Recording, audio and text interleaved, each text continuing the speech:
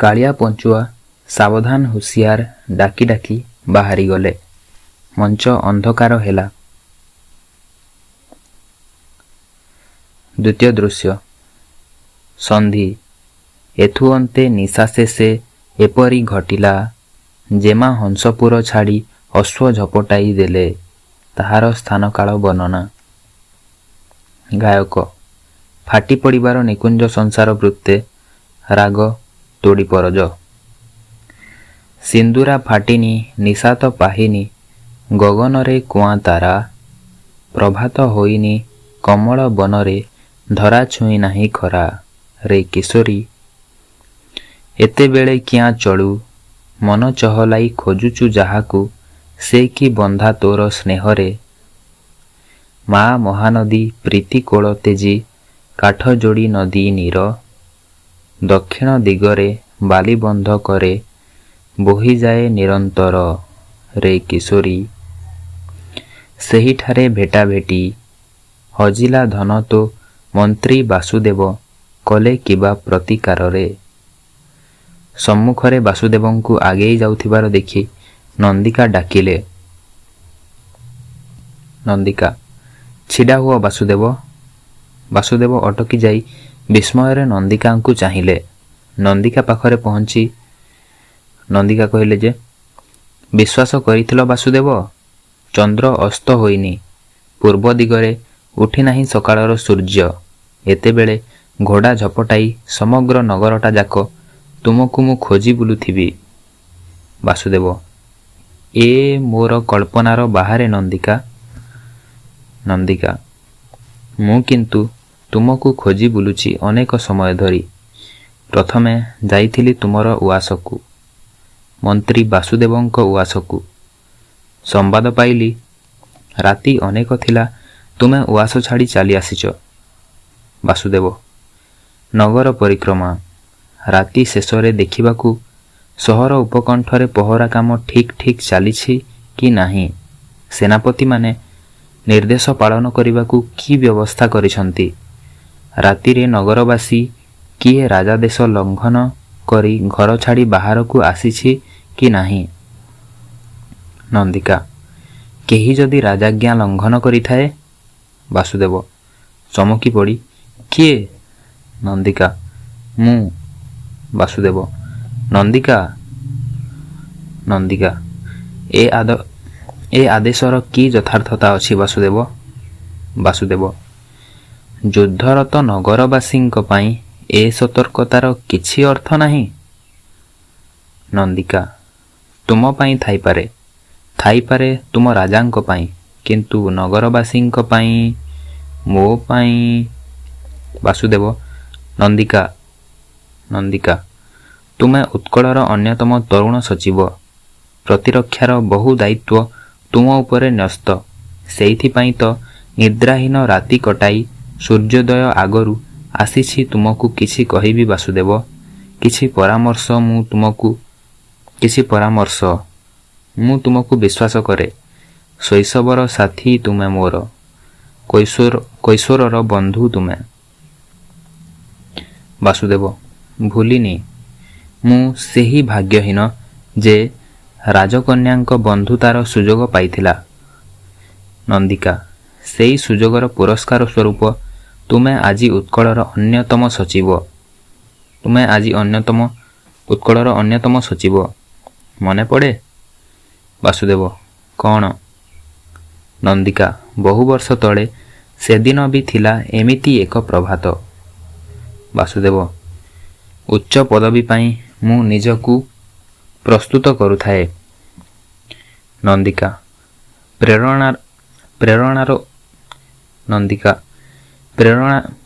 ପ୍ରେରଣାର ଉତ୍ସ ରୂପେ ଦେଉଥାଏ ମୁଁ ତୁମକୁ ଉତ୍ସାହ। ବାସୁଦେବ ଦରିଦ୍ର ବାସୁଦେବ ବାହିନୀପତି ମନରେ ଉଚ୍ଚପଦ ଲାଭର ଅଭିଳାଷ। ନନ୍ଦିକା ତୁମ ଅଭିଳାଷ ପୂରଣରେ ସାହାଯ୍ୟ କରି ପଦେ ପଦେ ତୁମକୁ ମୁଁ ଜଗି ରହିଥାଏ। ବାସୁଦେବ ମନେ ଅଛି। ନନ୍ଦିକା ତୁମେ ନୂଆ କରି ଶିଖୁଥାଅ ଘୋଡ଼ା ଦୌଡ଼। ବାସୁଦେବ ଗଡ଼ଖାଇ ପାଖରେ ଏଇ ନିଶୂନ ନିର୍ଜନ ରାସ୍ତାରେ ସେଦିନ ମୁଁ ଅଭ୍ୟାସ କରୁଥାଏ ଅଶ୍ୱଲମ୍ଫର କୌଶଳ। ନନ୍ଦିକା ଆଉ ସେହି କୌଶଳର ଶିକାର ହୋଇ ଅସହାୟ ଭାବରେ ଘୋଡ଼ା ପିଠିରୁ ତୁମେ ଖସି ପଡ଼ିଥାଅ ଏଇ ରାସ୍ତାରେ। ବାସୁଦେବ ମନେ ଅଛି। ଘୋଡ଼ା ଟାପୁରେ ମୁଁ ଆଘାତ ପାଇବା ପୂର୍ବରୁ ଆଉ ଏକ ଘୋଡ଼ାରେ ଆସି ଆଖି ପିଛୁଳାକେ ତୁମେ ମୋତେ ଉଠାଇ ନେଇଥିଲ ତୁମ ଘୋଡ଼ା ଉପରକୁ। ନନ୍ଦିକା ମୋ ଘୋଡ଼ା ପିଠିରେ ଏକାଠି ବସି ଅନେକ ବୁଲିଥିଲେ ସେଦିନ। ବାସୁଦେବ ହଁ। ନନ୍ଦିକା ଅନେକ ପରିକଳ୍ପନା। ବାସୁଦେବ ଅନେକ ଯୋଜନା। ତାପରେ ଦୁହେଁ ଯେମିତି ସେ ପଛ ସ୍ମୃତିକୁ ଫେରିଗଲେ। ନନ୍ଦିକା ସେଦିନର ସପନରେ ଭାବିଥିଲୁ ଯାହା। ବାସୁଦେବ ମନେ ଅଛି ସେହି କଥା, ମନେ ଅଛି ତାହା। ନନ୍ଦିକା ପାଇଲେ ସୁବିଧା ସବୁ ବଦଳାଇ ଦବା। ବାସୁଦେବ ଉତ୍କଳର ଇତିହାସ ନୂତନ ରଚିବା। ନନ୍ଦିକା ରାମରାଜ୍ୟ ଆଣିଦେବା ଅନ୍ଧକାର ପରେ। ବାସୁଦେବ ଆଲୋକ ଭସାଇ ଦେବା ପ୍ରତି ଘରେ ଘରେ। ନନ୍ଦିକା ଡରାଇ ଶାସିବା ନୀତି ବଦଳାଇ ଦେବା। ବାସୁଦେବ ପ୍ରଜାକୁଳ ମୁଖେ ଆମେ ହସ ଫୁଟାଇବା। ନନ୍ଦିକା ଶାସନରେ ଆଣିଦେବା ଅଭିନବ କ୍ରାନ୍ତି। ବାସୁଦେବ ପ୍ରଗତିର ହାତ ଧରି ବିରାଜିବ ଶାନ୍ତି। ସ୍ମୃତିରୁ ଫେରିଆସିଲେ ବାସ୍ତବତାକୁ। ନନ୍ଦିକା କିନ୍ତୁ ହାୟ କ'ଣ ସବୁ ହେଇଗଲା। ବାସୁଦେବ କ'ଣ, କୋଉ କଥା? ନନ୍ଦିକା ଯୁଦ୍ଧ ସେ ସ୍ୱପ୍ନକୁ ଓଲଟ ପାଲଟ କରିଦେଲା। ବାସୁଦେବ ତୁମର ଆଶଙ୍କା ଏ ଯୁଦ୍ଧ ଆମେ ଜୟ କରିବୁ ନାହିଁ। ନନ୍ଦିକା ଜାଣେ ହୁଏତ କହିବ ଯେତେଦିନ ଯାକେ ବାପା ଥିବେ ଜୈତ୍ରମଣିର ଅଧିକାରୀ ସେତେଦିନ ଯାକେ ପରାଜୟ ଅସମ୍ଭବ। ବାସୁଦେବ ଦେବୀଙ୍କ ଆଶୀର୍ବାଦ ନିଷ୍ଫଳ ହେବନି। ନନ୍ଦିକା କିନ୍ତୁ ଲକ୍ଷ ଲକ୍ଷ ପ୍ରଜା ନଗରବାସୀ, ଯୁଦ୍ଧ ଶେଷ ବେଳକୁ ସେମାନଙ୍କର ଆଉ ଥିବ କ'ଣ? ରାଜ୍ୟର ସମସ୍ତ ଯୁବଶକ୍ତି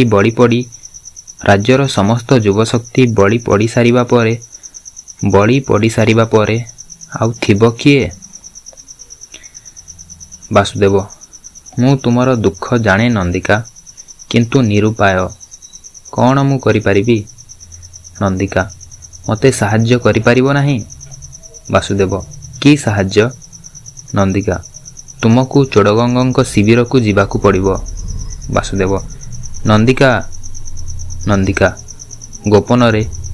ଗୋପନରେ ଯୁଦ୍ଧ ବିରତି ପ୍ରସ୍ତାବ ନେଇ। ବାସୁଦେବ କିନ୍ତୁ? ନନ୍ଦିକା କିନ୍ତୁ ନୁହେଁ ବାସୁଦେବ, ତୁମକୁ ଯିବାକୁ ପଡ଼ିବ। ତୁମେ ତ କହୁଥିଲ ଚୋଡ଼ଗଙ୍ଗ ସାଧାରଣ ନୁହନ୍ତି, ଅସାଧାରଣ ଶକ୍ତି ତାଙ୍କର, ବିଚକ୍ଷଣ ତାଙ୍କର ଚିନ୍ତା। ବାସୁଦେବ ଯାହା ଜାଣେ ସେଇଆ କହିଥିଲି। ଶୁଣିଥିଲି ମାନବିକତାର ଅନ୍ୟ ନାମ ଚୋଡ଼ଗଙ୍ଗ ଦେବ। ନନ୍ଦିକା କହିଥିଲ ଚୋଳ ଆଉ ଚାଲୁକ୍ୟ ରାଜ୍ୟ ଦୁଇଟିକୁ ଜୟ କରି ସେ ଫେରାଇ ଦେଇଛନ୍ତି ନଗର ଅଧିବାସୀଙ୍କୁ।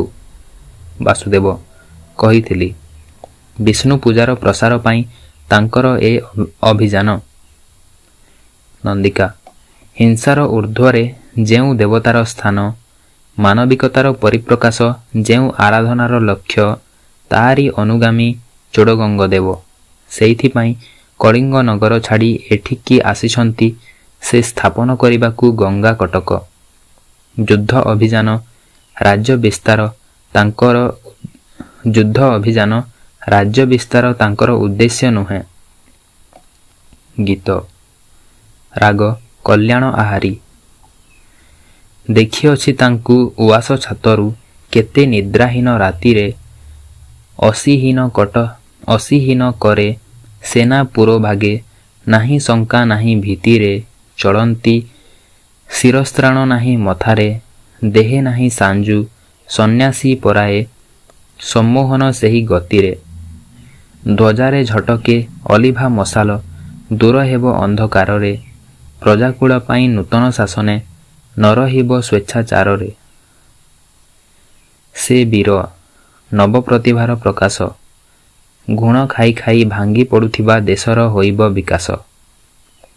ବାସୁଦେବ କିନ୍ତୁ ଚୋଡ଼ଗଙ୍ଗ ଯେବେ ମୋ ପ୍ରସ୍ତାବରେ ରାଜି ନ ହୁଅନ୍ତି? ନନ୍ଦିକା ସେ ରାଜି ହେବେ ବାସୁଦେବ। ବାସୁଦେବ କିନ୍ତୁ ରୁଦ୍ଧ ଗଡ଼ ଖାଇ ପାର ହୋଇ ମୁଁ ଯିବି କିପରି? ନନ୍ଦିକା ଭୁଲିଗଲ ଗଡ଼ ଖାଇର ସେଇ ଗୁପ୍ତ ସୁଡ଼ଙ୍ଗ, ଯାହା ନଦୀ ସ୍ନାନ ପାଇଁ ମୁଁ ବ୍ୟବହାର କରୁଥିଲି, ଯାହାର ରକ୍ଷାର ଅଧିକାରିଣୀ ଏବେ ମଧ୍ୟ ମୁଁ। ବାସୁଦେବ କିନ୍ତୁ ନନ୍ଦିକା ଦ୍ୱିଧା ନୁହଁ ବାସୁଦେବ, ହଁ କୁହ ହଁ। ବାସୁଦେବ ନନ୍ଦିକା ହଁ କୁହ ବାସୁଦେବ। ବାସୁଦେବ ଯଦି ବିଫଳ ହୁଏ? ନନ୍ଦିକା ତୁମ ବିଫଳତାର ଗ୍ଳାନି ନିଜର ଅଭିଶାପ ରୂପେ ଗ୍ରହଣ କରିନେବି। ବାସୁଦେବ ଆଉ ଯଦି ସଫଳ ହୁଏ? ନନ୍ଦିକା କ'ଣ ଚାହଁ ବାସୁଦେବ? ମୁଖ୍ୟ ସଚିବର ସମ୍ମାନ? ବାସୁଦେବ ନା। ନନ୍ଦିକା ଉତ୍କଳ ସାମ୍ରାଜ୍ୟର ଏକ ଅଂଶ? ବାସୁଦେବ ନା। ନନ୍ଦିକା ଆଉ କ'ଣ ତେବେ? ଜାଣେ ନା କ'ଣ ତୁମେ ଚାହିଁବ। ଗୋଟିଏ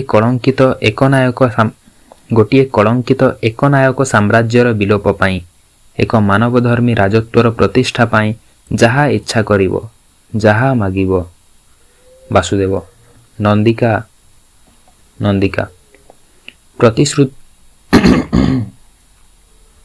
ନନ୍ଦିକା ପ୍ରତିଶ୍ରୁତି ଦଉଛି ବାସୁଦେବ, ବିଶ୍ୱାସ ହେଉନାହିଁ?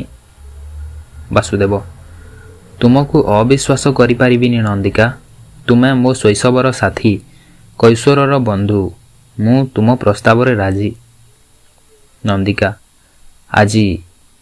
ବାସୁଦେବ ହଁ ଆଜି। ମଞ୍ଚରୁ ଦୁହେଁ ଅପସରି ଗଲେ। ସନ୍ଧି। ଏହାପରେ ନଗର ପରିକ୍ରମା ପାଇଁ ମନ୍ତ୍ରୀ ବାସୁଦେବ ଅଶ୍ୱ ଝପଟାଇ ଦେଲେ। ହର୍ଷ ମନରେ ରାଜଜେମା ଅଶ୍ୱ ନେଇ ରାଜନବରକୁ ବାହୁଡ଼ି ଆସିଲେ। ସେତେବେଳେ ଅପରପକ୍ଷରେ ଏହିପରି ଘଟିଥିଲା। ବୀର ଚୂଡ଼ାମଣି ଚୋଡ଼ଗଙ୍ଗଙ୍କୁ ବିଷମ ଚିନ୍ତା ଘାରିଥିଲା। ଏକାକୀ ବସି ସେ ଭାବୁଥିଲେ। ରାଜପୁରୋହିତ ପ୍ରବେଶ କରିଲେ। ବହୁ ପ୍ରଶ୍ନ ପଚାରିଲେ, ଉତ୍ତର ନ ପାଇଲେ। ଅବଶେଷେ ପୁରୋହିତ ଏହିପରି ଭାସିଲେ। ଚିନ୍ତାମଗ୍ନ ଭାବେ ବସିଥିଲେ ଚୋଡ଼ଗଙ୍ଗ ଦେବ। ପଶି ଆସିଲେ ରାଜପୁରୋହିତ। ପୁରୋହିତ ରାଜେଶ୍ୱର, ଏହିପରି ଚିନ୍ତାମଗ୍ନ ହେବା ଉଚିତ ନୁହେଁ। ଆମ୍ଭେ ଶ୍ରୀମାନଙ୍କ ପିତୃଦେବଙ୍କ ସମୟରୁ ରାଜରାଜେଶ୍ୱରଙ୍କୁ ସୁପରାମର୍ଶ ଦେଇ ଆସିଅଛୁ। ସେଥିପାଇଁ ଆମ୍ଭେ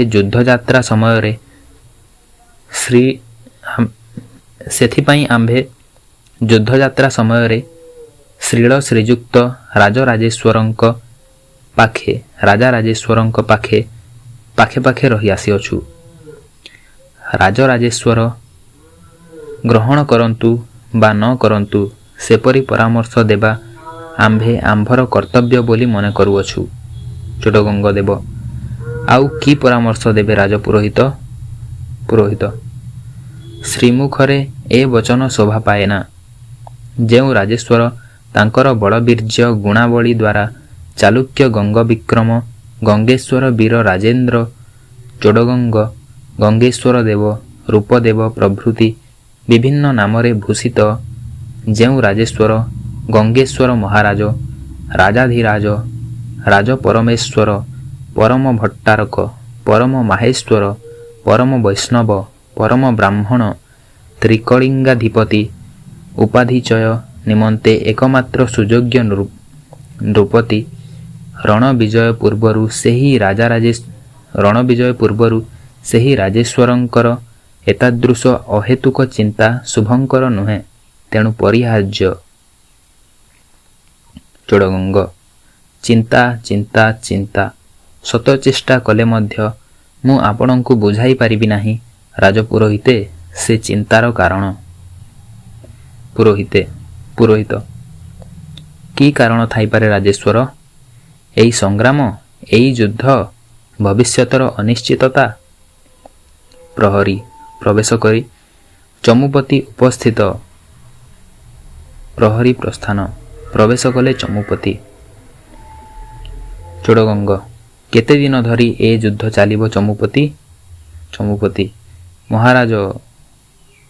ଚୋଡ଼ଗଙ୍ଗ ପଚାରୁଛି, କେବେ ସୁବର୍ଣ୍ଣକେଶରୀର ବ୍ୟୁହ ଭେଦ କରି ବିଡ଼ାନାସୀ ଦୁର୍ଗରେ ପ୍ରବେଶ କରିବେ ଆମର ସୈନ୍ୟବାହିନୀ? ଚମୁପତି ଶତ୍ରୁ ଦୁର୍ଗଦ୍ୱାର ବନ୍ଦ କରି ତା ଭିତରେ ରହିବା ଦିନଠାରୁ ଆମର ସମସ୍ତ ଉଦ୍ୟମ ବିଫଳ ହୋଇଛି ଛାମୁ। କେଉଁ ଏକ ଅଦ୍ଭୁତ ଦୈବୀ ଶକ୍ତିରେ ବଳିୟାନ ଆମର ଶତ୍ରୁ। ଆମର ସୈନ୍ୟବଳ କ୍ଷୀଣ ହୋଇ ଆସିଲାଣି, ତଥାପି ଉଦ୍ୟମ ଅବ୍ୟାହତ ରହିଛି। ଚୋଡ଼ଗଙ୍ଗ ତାହେଲେ କ'ଣ କଳିଙ୍ଗ କଟକ ଫେରିଯିବାକୁ ହେବ? ଚମୁପତି ଛାମୁ। ଚୋଡ଼ଗଙ୍ଗ ମୁଁ ବି ସ୍ଥିର କରିପାରୁନାହିଁ କ'ଣ କରାଯିବ। ଦ୍ୱିଧା ବିଭକ୍ତ ମନ ନେଇ ଅପେକ୍ଷା କରିଛି। ଜାଣେନା କେବେ ହେବ ଏ ଅପେକ୍ଷାର ଶେଷ। ପୁରୋହିତ ରାଜପୁରୋହିତର ପରାମର୍ଶ ରାଜେଶ୍ୱର। ଚୋଡ଼ଗଙ୍ଗ ଆଉ କି ପରାମର୍ଶ? ପୁରୋହିତ ବିଷ୍ଣୁପଦୀ ମା ଗଙ୍ଗାଙ୍କର ଆଶୀର୍ବାଦ ଛଡ଼ା ଅନ୍ୟ ପନ୍ଥା ନାହିଁ ରାଜେଶ୍ୱର। ତାଙ୍କୁ ହିଁ ସ୍ମରଣ କରନ୍ତୁ। ରାଗ ଚୋଖୀ ବୃତ୍ତେ।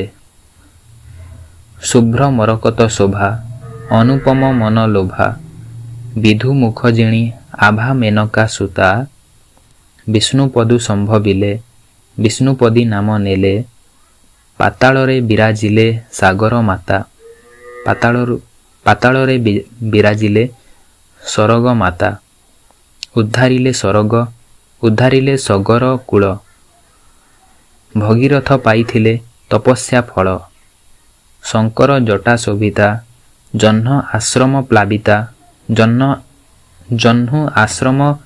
ପ୍ଲାବିତା ଦେବବ୍ରତଙ୍କର ମାତା ଶକ୍ତି ଆଧାର ପାପ ପ୍ରକ୍ଷାଳନକାରୀ ପୁଣ୍ୟବତୀ ଅଧୀଶ୍ୱରୀ ସର୍ବଜଗତ ବନ୍ଦିତା ଦେବୀ ପୟର ଆରାଧିଲେ ଦିଶିବ ରାହା ସଙ୍କଟର ପରିତ୍ରାଣ ସେହି ତୋ ସାହା। ଚୋଡ଼ଗଙ୍ଗ ଆରାଧନାର ଶେଷ ନାହିଁ, କିନ୍ତୁ ମୋ ଆକୁଳ ପ୍ରାର୍ଥନା ମା'ର ହୃଦୟ ଏପର୍ଯ୍ୟନ୍ତ ବିଗଳିତ କରିପାରି ନାହିଁ।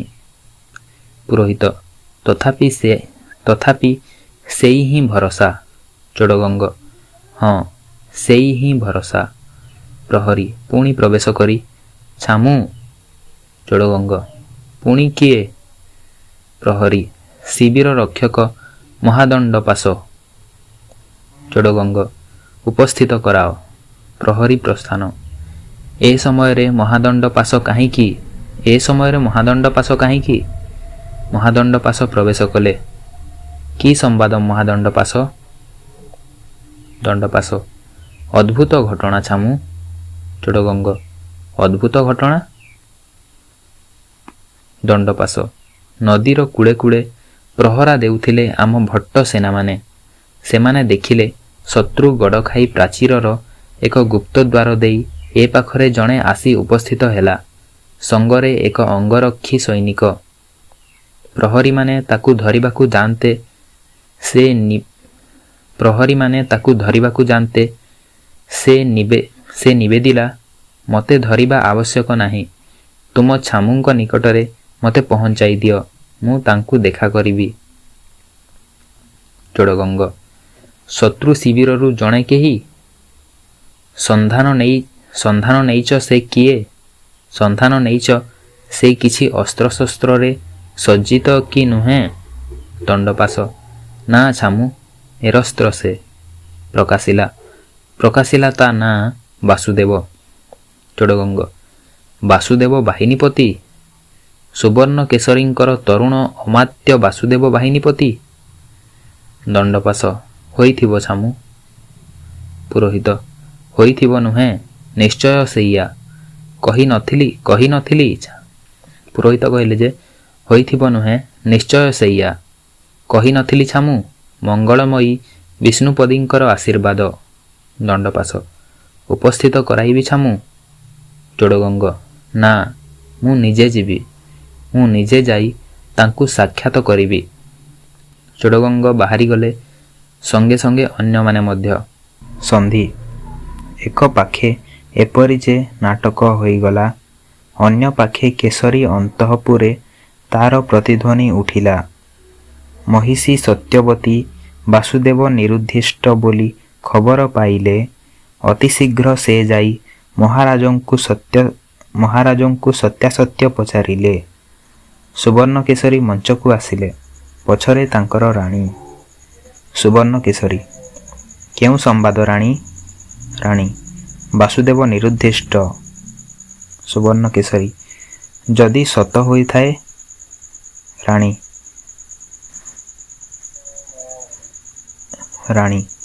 ଯଦି ସତ ହୋଇଥାଏ ତାହେଲେ କ'ଣ? ସୁବର୍ଣ୍ଣକେଶରୀ, ଏଥିରେ ବିଚଳିତ ହେବାର କିଛି ନାହିଁ ରାଣୀ। ସମରଲିପ୍ତ କୌଣସି ରାଜ୍ୟ ପକ୍ଷରେ ଏପରି ଅନେକ ଅଚିନ୍ତିତ ଘଟଣା ଘଟିଥାଏ। ରାଣୀ, କିନ୍ତୁ? ସୁବର୍ଣ୍ଣକେଶରୀ, ଡରନା ମହାରାଣୀ ଗୋ। ବାସୁଦେବ ସେଟା ବିଷଧର ଫଣୀ ଗୋ। ବିଳେ ଲୁଚିଅଛି ପରା, ନିଶ୍ଚେ ଦିନେ ହେବ ଧରା। ସେଥିପାଇଁ ଚିନ୍ତା ନାହିଁ, ଶୁଣ ବାଣୀ ଗୋ। ପ୍ରଚାର କରାଇ ଅଛି, ତାହାକୁ ମୁଁ ପଠାଇଛି। ବୁଲିବ ସେ ଛଦ୍ମବେଶେ, ଦେଶେ ପୁଣି ଗୋ। କିଏ କେଉଁଠି କିପରି ରାଜାର ହୁଏ ଭଗାରି, ସବୁ କଥା ଆସିବ ସେ ଜାଣି ଗୋ। ଭାବିଅଛି ପ୍ରାଣ ସହି ପାଇଲେ ତାହାକୁ ମୁହିଁ, ଖଡ଼ଗେ ତାହାର ଶିର ଦେବି ହାଣି ଗୋ। କଥା ବୁଝିଲ ରାଣୀ? ସେ ବିଷୟରେ ତୁମେ ଚିନ୍ତା କର ନାହିଁ, ତାର ସମସ୍ତ ବ୍ୟବସ୍ଥା ମୁଁ କରିସାରିଛି।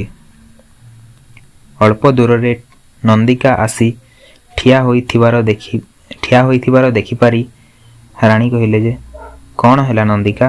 କିଛି କହିବାକୁ ଚାହଁ? ନନ୍ଦିକା, ମୁଁ ବାପାଙ୍କୁ କିଛି ପଚାରିବାକୁ ଆସିଛି।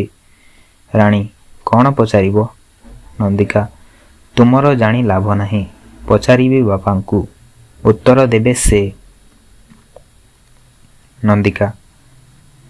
ନନ୍ଦିକା କହିଲେ ଯେ, ତୁମର ଜାଣି ଲାଭ ନାହିଁ ମା। ପଚାରିବି ବାପାଙ୍କୁ, ଉତ୍ତର ଦେବେ ସେ। ରାଣୀ, କ'ଣ ତୁମର ହୋଇଛି? ଏ କେତେଦିନ ଲକ୍ଷ୍ୟ କରୁଛି ତୁମେ ଅନ୍ୟମନସ୍କ। ଯେତେବେଳେ କଥାବାର୍ତ୍ତା କରୁଛ ଯେମିତି ଆଉ କିଛି ଭାବୁଛ। କାହା ସହିତ କାର ମେଳ ନାହିଁ। କ'ଣ ହୋଇଛି ତୁମର? ନନ୍ଦିକା, କହିଲି ତ, ସେସବୁ ତୁମର ଜାଣି ଲାଭ ନାହିଁ। କୌଣସି ଦିନ ତୁମେ ଦେଶର ଭଲମନ୍ଦ କଥା ଚିନ୍ତା କରିନାହିଁ। ତୁମେ ଯେ ଏକ ସ୍ୱତନ୍ତ୍ର ବ୍ୟକ୍ତି, ତୁମର ଯେ ଭଲମନ୍ଦ ଚିନ୍ତା କରିବାର ଅଛି, ସେ କଥା କେବେ ତୁମ ମନକୁ ଆସିନାହିଁ।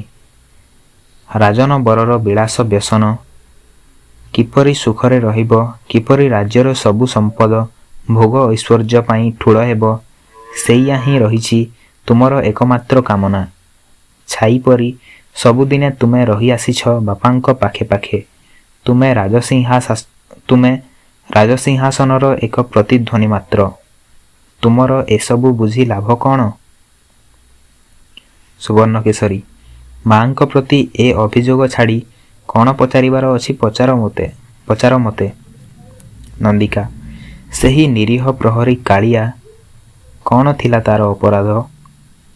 ସୁବର୍ଣ୍ଣକେଶରୀ, ନିରୀହ ପ୍ରହରୀ କାଳିଆ? ରାଣୀ, କାହା କଥା କହୁଛ ନନ୍ଦିକା? ନନ୍ଦିକା, ସେମାନେ ଥିଲେ 2 ଜଣ, କାଳିଆ ଆଉ ପଞ୍ଚୁଆ। ଜଣେ ଗାଁରେ ମାଛ ଧରୁଥିଲା, ବଢ଼େଇ କାମ କରୁଥିଲା, ଆଉ ଜଣେ ଚାଷ କରୁଥିଲା। ସୁବର୍ଣ୍ଣକେଶରୀ, କ'ଣ କହିବାକୁ ଚାହଁ? ଏମିତି ତ ଅନେକ ପାଇକ ସୈନ୍ୟବାହିନୀରେ ପଶିଛନ୍ତି। ନନ୍ଦିକା, ହଁ, ସେଇମାନଙ୍କ ଭିତରୁ ଏ 2 ଜଣ ଅନେକଙ୍କର ପ୍ରତିଭୁ। 2 ଦିନ ତଳେ ସେମାନେ ପ୍ରହରା ଦେଉଥିଲେ ମୋ ଉଆସ ବାହାରେ। ସୁବର୍ଣ୍ଣକେଶରୀ, କ'ଣ ହେଲା? ପହରାରେ ତ୍ରୁଟି କରିଥିଲେ? ସେ କଥା ତ ତୁମେ ମୋତେ କହିପାରିଥାନ୍ତ।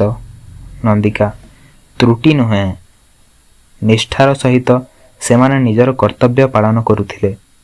ସୁବର୍ଣ୍ଣକେଶରୀ, ତାହେଲେ ଆଉ ହେଲା କ'ଣ?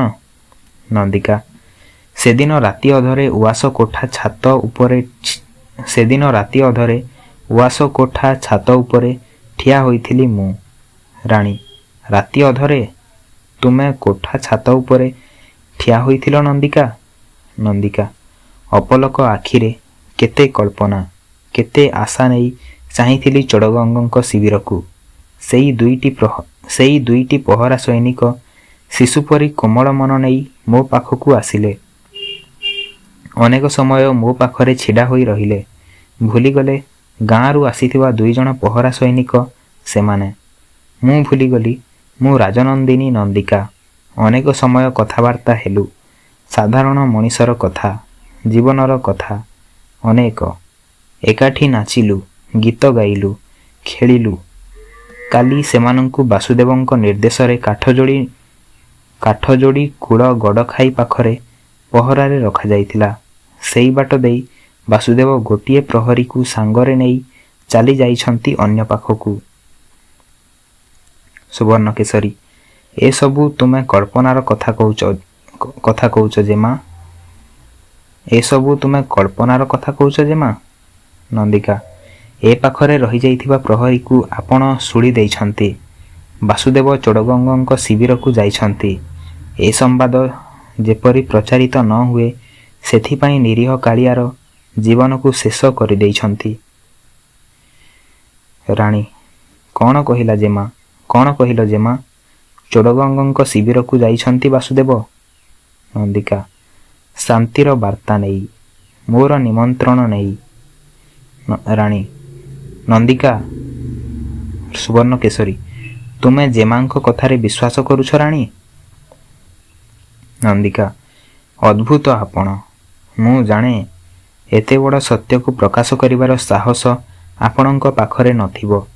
ଏକଛତ୍ର ଶାସନର କୌଶଳ ଭିତରେ ସତ୍ୟ ପ୍ରକାଶ ଅପେକ୍ଷା ସତ୍ୟର କଣ୍ଠରୋଧ କରିବା ପାଇଁ ଆପଣ ଅଧିକ ବ୍ୟଗ୍ର।